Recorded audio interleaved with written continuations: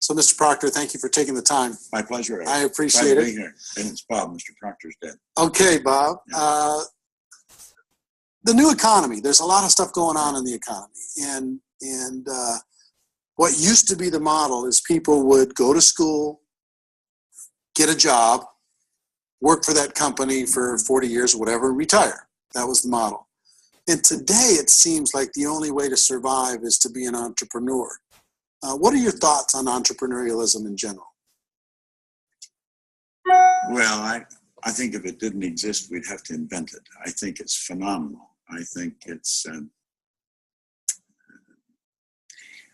it'll lead to freedom probably faster than anything. I'm talking about economic time and money freedom, faster than anything, because the entrepreneur's in control. I decide what the economy is going to be like. I don't think of the new economy, the old economy. I create my own economy. And I've been doing that for a long time. Now, I didn't follow the regular model because I didn't go to school. I went to high school for a couple of months. And I'm not proud of it, but I'm not ashamed of it either. Like, I've been telling the kids downstairs that they shouldn't quit just because somebody tells them to quit. Because you quit if you really don't see any value in it, but there's value in going to school. I had to get all my own kids to go to school. But the entrepreneur is I think of an American as being an entrepreneur. I'm Canadian, but I still think of America as the entrepreneurial place. There's a form of freedom, being able to stretch, being able to build what you want. And I think that's the way we're designed. Right. And talk to me about education. You didn't go through all of what people would say are the educational requirements. Many entrepreneurs, some entrepreneurs go all the way, MBA all the way through all of the different titles. Some don't. But one of the things that I've seen from entrepreneurs is whether or not you've gone through formal education, once you become an entrepreneur, you engage in self-education. And it becomes something that you're passionate about because it fuels your entrepreneurial dreams. What do you think is the difference between formal education and self-education? Well, first of all, I think education is sacred. And I think there's only one problem in the whole world, and that's ignorance. And there's only one way to overcome ignorance, and that's through understanding. And there's only one way to develop understanding, and that's through study. Now, keep in mind, I've studied this every day for 55 years, 54 years. So it's a subject that I know quite a bit about. And I think the self-education is the very best, because I think then you're studying something to help you get to where you're going. You're not just studying for the sake of studying. You're not gathering a lot of useless information. You're gathering information that's going to help develop the conscious awareness to help you achieve the end that you're working towards. So I believe it's the very best kind of education. I think I've got an excellent education today that I'm continually improving upon. And so I think it's the best. First of all, I don't think there's any such thing as an educated person. You're either learning or you're not. I had the good fortune of working with Eric Hoffer in 1970.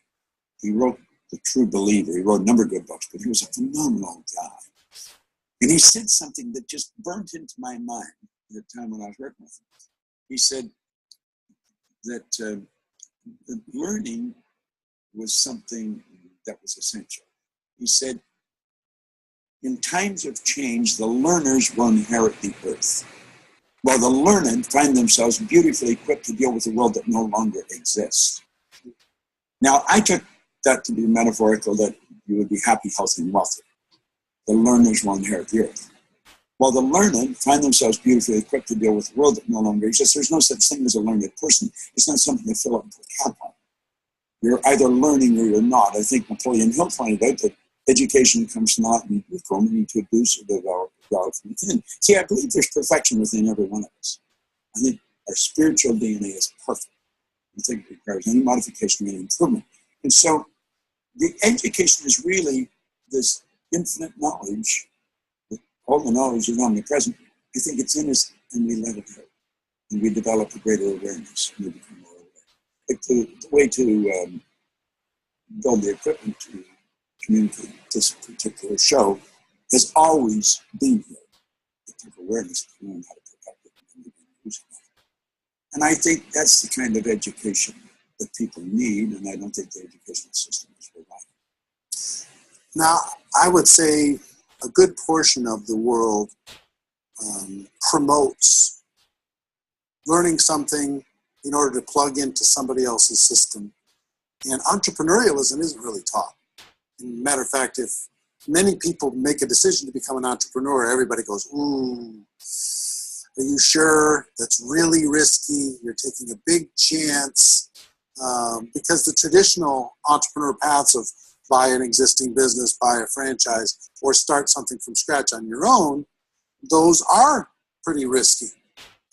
So what do you say to the people that are facing that type of resistance to their dream? You know, I never really thought about that. But the way you just said it might be something that can't be taught, that can be learned. I think there's some things that cannot be taught, that you can learn. I heard a man one time that wrote Civil War, created writing, and then he quit teaching because he said, you realize you couldn't teach it. You could learn it, but you can't teach it. I think that's probably like entrepreneurial mind. I think you learn it by observing other people, asking them questions, using them as a mentor or a model, or both. That's how I've learned. I've had the very good fortune of having some phenomenal mentors, and I always did exactly what they told me. The first one said, if you do exactly what I tell you, until you find I'm lying or I don't know what I'm talking about. He said, I don't lie, I do know what I'm talking about. And I went from losing to winning just like that. And then I've had the good fortune of having a number of great mentors. Al Vanderland, Dr. C. Harry Grover, Bill Grove. I mean, these people were phenomenal entrepreneurs, and I learned by watching them and asking them questions. So I think you might be right on that. Entrepreneur in the real thinking way of doing business, you might not be able to teach it, but you can learn it. Right. And what I found, and tell me if you think this is true, that most entrepreneurs made a decision. They said, I'm going to do this. And they had no idea really how they were going to do it. But once they made the decision, it was like the universe lined up, and maybe it tested them a little bit at the beginning, but usually the resources and the people and the skills and the ability to learn the skills kind of made themselves available in order to be able to realize the dream. In other words, they said, I'm going to go accomplish this thing. I'm going to go live this dream. I don't know how I'm going to do it yet, but I'm committing now. And the people who don't necessarily follow the entrepreneurial thing, they want to learn everything first before they'll take that leap. So I think it's like, I've heard the phrase leap and the net will appear. It's kind of like, in entrepreneurial sense, say yes to that entrepreneurial dream and then figure it out as you go. Have you found that to be true? Oh, absolutely. I agree 100%. See, I think the real entrepreneur defies logic. They don't let logic govern them. Like the Wright brothers crashed right through logic. Edmund Hillary crashed right through logic. Edison crashed right through logic. All the people that have made the big breakthroughs, they didn't let logic control them, and they didn't know how they were going to get to where they were going. But when John Kennedy announced we were going to the moon, he didn't know how to get there. When he asked Wernher von Braun what it would take to build a rocket to go to the moon, von Braun asked him in 5 words. He answered him in 5 words. He said, the will to do it. And of course, that's all it takes to get wherever you want to go. If you knew how to get there, you'd already be there. So I think the real entrepreneur is the real adventurer. They're going somewhere. They know they're going to get there. They just don't know how. You see, when von Braun said that the laws of the universe are so precise that we don't have any difficulty building spaceships, sending people to the moon, and you can time the landing with the precision of a fraction of a second. So I see the law as God's modus operandi. It's how everything happens. Winter never follows winter. The tide goes out, you know it's coming back. You don't wonder if it's going to get dark tonight. Well, these are laws of the universe, and they govern us. But when you understand the laws, you'll know you don't have to know how to get there. You just have to know how to control your own behavior and be in harmony with the law. And when you do that, you're going to do it. I think the entrepreneur probably understands that. It may be an unconscious thing, but they do it. Like I was winning, and I didn't know how I won. I hadn't gone to school. I had 2 months high school. I was earning $4,000 a year, and I owed $6,000. But I started to follow the direction of one person. A year later, I was earning $175,000. Then it took over $1 million. And I had to ask myself, how did this happen? And I had been raised to believe, what probably you and listening audience have been raised to believe, that if you're going to earn a lot of money, you got to be really smart. Well, that is not true. I was earning a lot of money, and I knew I wasn't really smart. I'm not trying to be coy. I just knew I wasn't very smart. So I knew that wasn't true. I was raised to believe if you're going to have a good job, you've got to have a good education. I didn't have any, and I didn't have a good job. I owned a company. We operated in 7 cities and 3 countries. So I had to ask myself, what happened? And I started to study. It took me 9 years to figure out what I had done. And I found out that I had changed my paradigm. I didn't realize how I did it or what I was doing, but I did it. I was listening to records, and I was reading books. I was reading Think and Grow Rich every day, and I still am, and that's for 54 years. I've read it every day. And I was driving around with a battery-operated record player, listening to the same records over and over and over. What I was doing, I was reprogramming my mind. I was reprogramming my paradigm, and I changed it. I changed my belief system. I was searching for this word belief. I had got to the point where I realized you've got to believe it. So I started to think, well, how do you believe? How do you develop a belief? And a mentor of mine said one time, we were in a conversation just over lunch, he said, our belief system is based upon our evaluation of something. And frequently, if we reevaluate a situation, our belief about that situation will change. Well, all of a sudden like that, I realized why I had changed. I had been reevaluating who I was. I had been studying all these records and books. I just buried myself in all this, but it was all personal development material. I was starting to understand me. Like you've got enough power in that hand, enough potential energy to light up this building for a week. There's about 11 million kilowatt hours potential energy locked up in the electrons and atoms of our body. The blood circulates through our body every 33 seconds, goes through hundreds of miles of passageway, carries all the food in, all the garbage out, and runs frequent change. Our brain is an electronic switching station. As you think, you activate brain cells off of the vibration you're in. So that changes your behavior and changes what you attract. And as I started to study all this, I got blown away with there's genius in us. There's something magnificent about us. School doesn't teach us that. Religion tells it, but doesn't teach us anything about it. But the entrepreneur learns about it if they're going to be successful, because they're always cutting a new path. They're not following a conventional pattern. Like creativity is the opposite of routine, and the entrepreneur is creative. So I think it's the only way to live. I think everything else is in existence. Yeah, I totally agree with you. And of the options, like I say, for an entrepreneur, there's 4 options that I know. Buy a business, buy a franchise, start a business from scratch, or a non-traditional path. A path that more and more people today are taking on because the risk is so low, the reward is still there, the benefits of business ownership are still there, but the huge overhead and risk aren't there. They can do it part-time. That is to start a network marketing business of their own.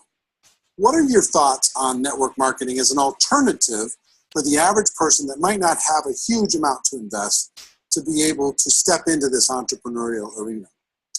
Well, I'll tell you, I started my entrepreneurial career before network marketing was really known. It's a long time ago. Network marketing is rather new. It's really in wrong with it's about 50 years old. Relative to textiles or real estate, it's a big. If I wasn't really heavily involved in my business, I went to network marketing. I think If it didn't exist, we should invent it. It is that good. I think it is the most incredible way. I've introduced members of my family, introduced my wife to it. I say it's God's way. I wrote an article in moral compensation. I said it's the most moral form of compensation there is. There is nothing that will equal it. You're going to get exactly what you're worth. That isn't true in corporate America. You're either getting more than you're worth or less than you're worth. But there's very few people earning exactly what they're worth.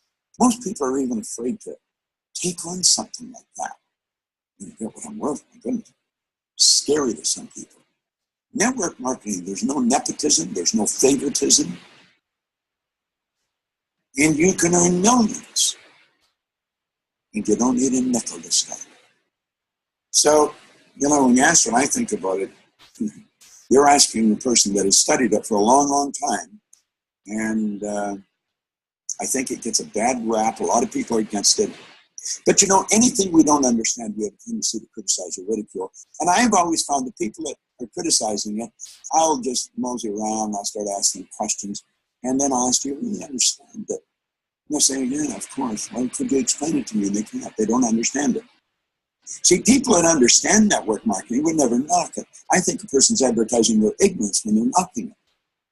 Now, I'm asked sometimes, is one company better than another? Well, probably. But you really have to study the companies. A lot of them are very much alike. I think the difference is who you're going to work with, who's sponsoring you into the business, because you're going to need help. And I think that's a downside of the business, that there's a number of people bring people in, they don't help them. They don't know how to help them. They don't want to help them. They're looking for a quick fix. And it's not a quick fix. It's no different than the conventional business. You've got to work at it, and you've got to gain an understanding of it. But I think it's incredible. I really do. And I really believe that people that knock it do not understand it. Yeah, because when I think about why maybe some people don't understand and why it's made fun of a little bit. One is, I believe that most families have somebody that's tried it for a second. They didn't really treat it serious. They treated it like a lottery ticket. When it didn't work out, they blamed the profession. They didn't take responsibility. That's number one. Number two is really some of the early practices decades ago in the profession weren't as straightforward, and they were misleading. And early on in any profession, it wasn't as clean and regulated as possible. I was around when it started. Sure. I remember when it started. But network marketing companies, they're the outgrowth of pyramid companies. And the pyramid companies were put out of business, and some of the owners went to jail. They were illegal operations. But they weren't illegal when they started. They enacted laws to make them illegal, to stop it, because it was really bad. Well, that's the picture that stayed in many people's mind. It's a 50-year-old picture. The people that start network marketing companies today are legitimate business people. They're very bright business people. They spend millions of dollars setting up systems. They're elaborate systems. Their compensation systems have a computer system behind them that's worth millions of dollars. And it's certainly not illegal. It's very legal, and it's a heck of a lot more moral than some of the very big and well-known conventional companies, some of the car companies, some of the banks. Do you think I could speak on those for a little while and really give you some bad news on them? Right. But in network marketing, you study it. And it is good news. I've seen a lot of people that worked hard and they put themselves in a very good position, in a very legitimate, solid, moral compensation system. Do you think that network marketing distributors sometimes contribute to the perception out Absolutely. there because they overhype, they create some of the problem by overstating the possibility, making it seem like it's going to be the easiest thing in the world? No question about it. No question about it. In fact, I think that's pretty true in life. Most of us bring our problems on ourselves. But, because a few people put out a bad idea, that doesn't make the idea a bad idea. Yeah, there's some people out there, they're ill-trained.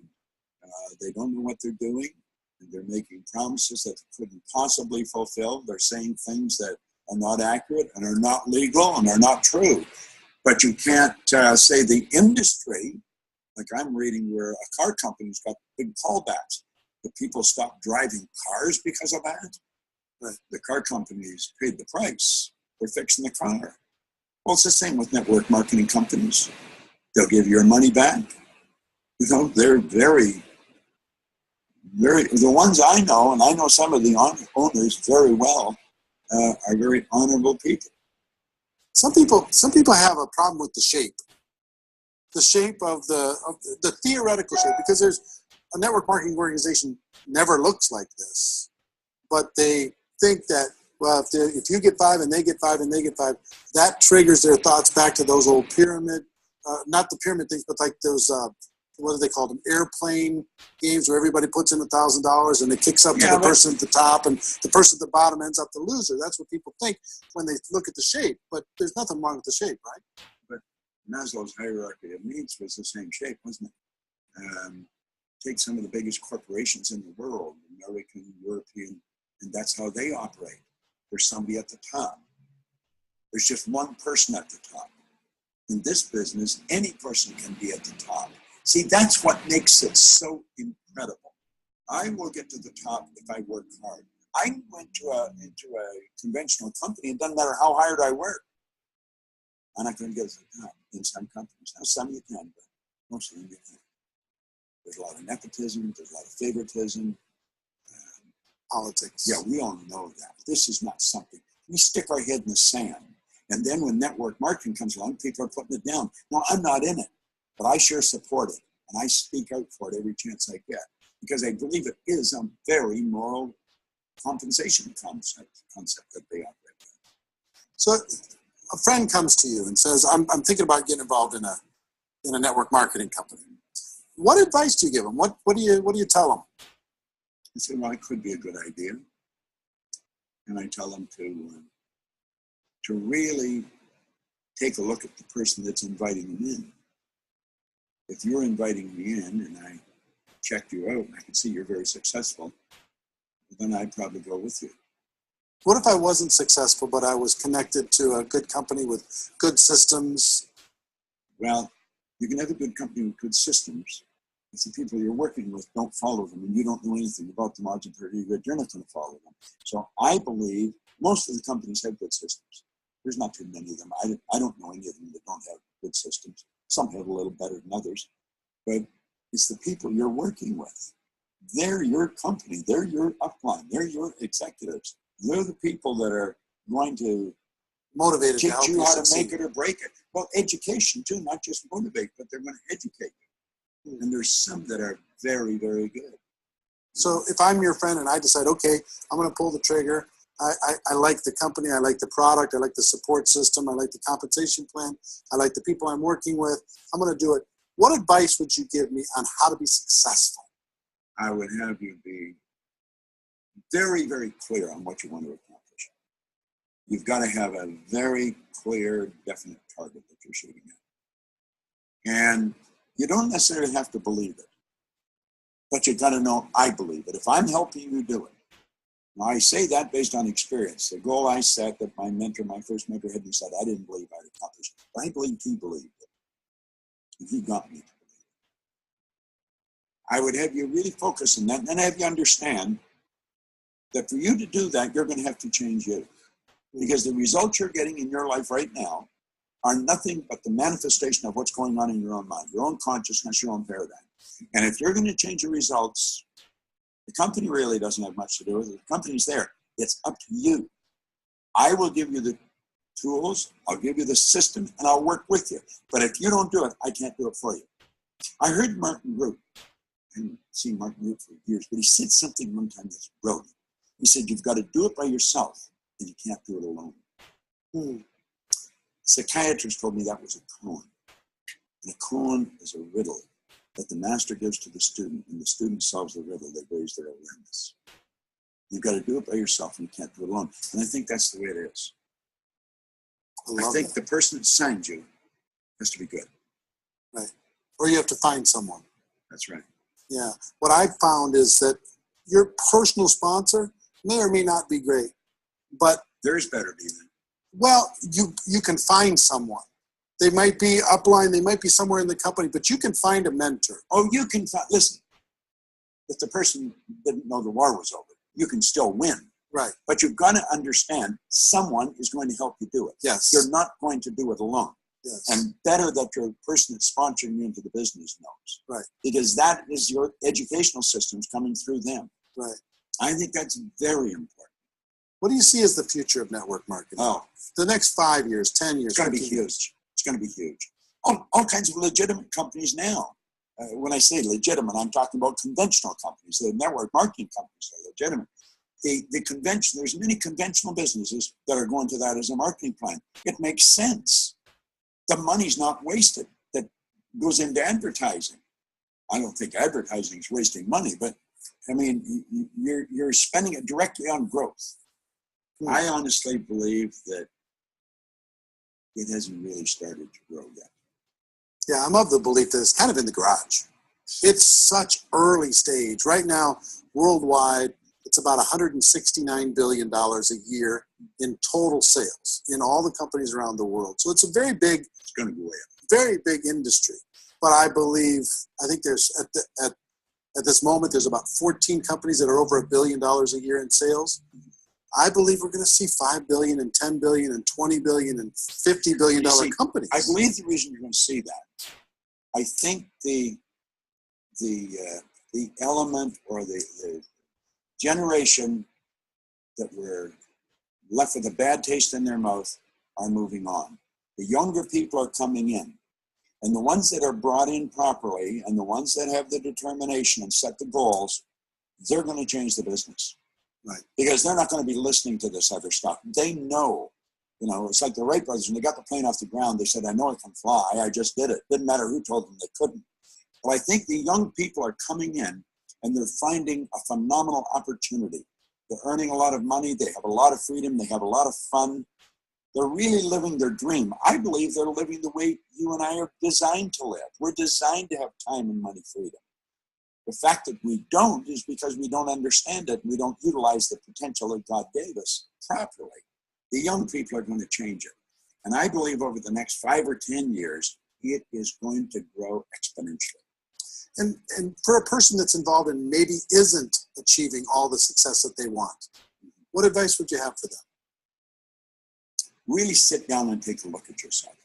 You see, Eric, I believe you and I, as a people, we're the only creature on the planet that can get outside of our little self and look at ourselves like a stranger might. And I think we've got to do that. We're a little different than all the other little creatures on the planet. All the other little creatures blend in. They're completely at home in their environment. You and I, we're totally disoriented in our environment because we've been given the mental tools to create our own environment. So I think we've got to take a look at ourselves and say, no, wait a minute. I'm going to quit blaming conditions, circumstance, other people. I'm going to take it on the chin. I'm going to realize that it's my own conscious awareness that's causing my results. I'm going to find a good teacher, a good mentor, and I'm going to do exactly what they tell me. Now, picking that person, I'm going to pick a person that's living what they're saying. They've got to deliver. By their fruits, you'll know them. It's excellent advice. We've been around for a long time. Well, that's great advice. And listen, everything that you shared, I think, is so wise, so smart. You've been around, so you understand it from the third party. And I appreciate you taking some time and sharing your ideas with us. Well, I want to congratulate you on what you're doing. I think what you're doing, it's strange that nobody's done it. It's one of those great ideas that you will be very well compensated for this. That's the way the universe operates. Yeah. Put a lot out, you get a lot back. And I think that this is needed. I think there's too many people wandering around that don't understand this. And I believe you're on the right track. I think you understand the industry. I think you understand what you're doing. And I think you're bringing people in that understand. And hopefully the listener is going to pay attention to this and really think the next time somebody knocks it, ask them if they understand it. Odds are pretty good they don't. Thank you, sir. Eric, I've enjoyed it.